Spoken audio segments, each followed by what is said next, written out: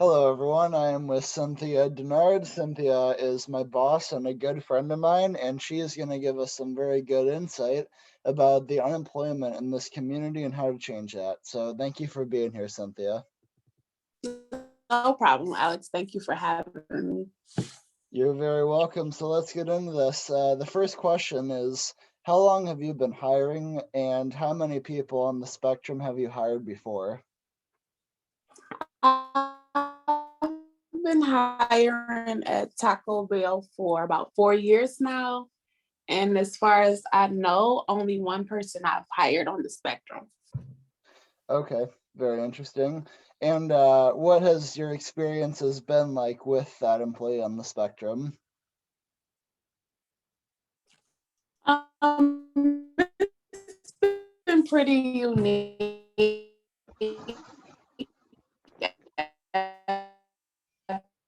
First, I wasn't too, sure handle certain situations and things like that. Mm. But working with you, you taught me and things like that.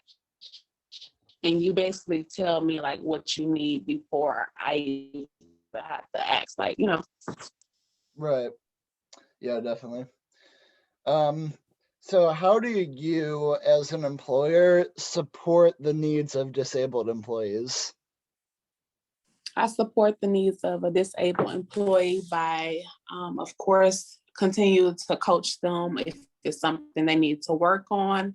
I always want them to always feel comfortable coming to me to sit down with me or shoot me a call or a message and tell me like what I could do to be a better employer to them to help them get the job done that we need at a certain time.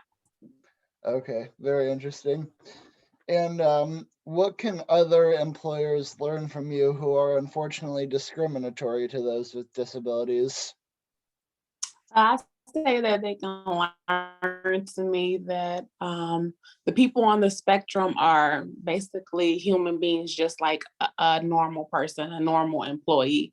You just have to be there with them a little bit more, support them, talk and see what could be done or what that person needs to go on with the day and get their job done and things like that. So just listen to them, support them, and just coach them a little more. That's all I say that's different. Just you need a little bit more coaching on things. That's it. But Okay. everything else is the same as a normal employee. Okay, thank you for that. That's a very good point. My concern has always been that people are just unfamiliar on the spectrum and unfamiliar with the symptoms. Right. Well, not the symptoms, but like the qualities of the condition. Yeah. So, a recent study found that only 14% of autistic adults could had a regular job and could support themselves from it.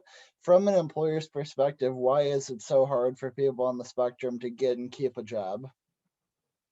I say maybe because a lot of like companies or are based like fast paced or something like that, and they may not be able to give that employee that certain amount of attention that they need on in the world right now. They just look at maybe not have to do as much training with the person on the spectrum and things like that. They probably just used to people coming in, Hmm.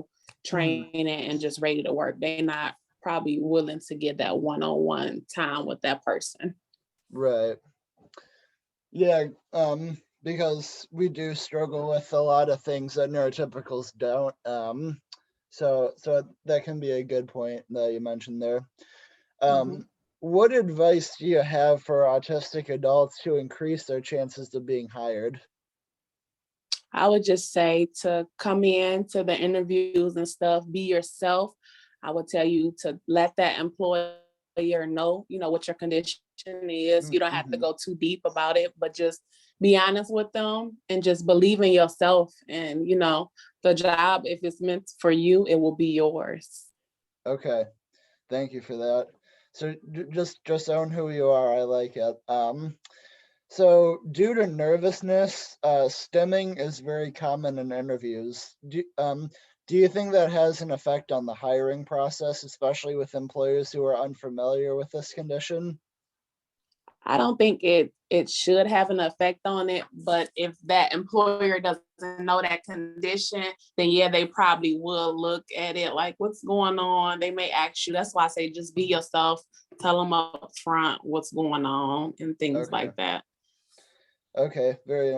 That's very cool. So going off of that, a lot of people do not mention that they have autism in their interview. Do you think that doing so can increase their chances in being hired? I mean, it could and it couldn't, but you know, I would say just tell them so Yeah, they definitely. know offhand on how to handle. Okay. Obviously, putting in writing that you did not hire someone because of a disability is against employer guidelines. However, they can easily do it and just not say anything. So, is there anything that can be done to change the rules on that, or will employers always have that loophole? In my opinion, I think they will always have the loophole. It shouldn't be that way, but I Hmm. mean, people, you know, I don't know. Some people aren't the best at, hiring folks and just want people to come in ready to just work and not, like I said, give them that one-on-one time and things like that. Definitely. And what can you do in the future to make the hiring process easier for your future autistic employees? Like whether they mention it or not. Just I always tell when I do an interview, just be yourself. I tell them my little story and things about my career and stuff like that. And I tell them, be comfortable with me. Don't think of me as,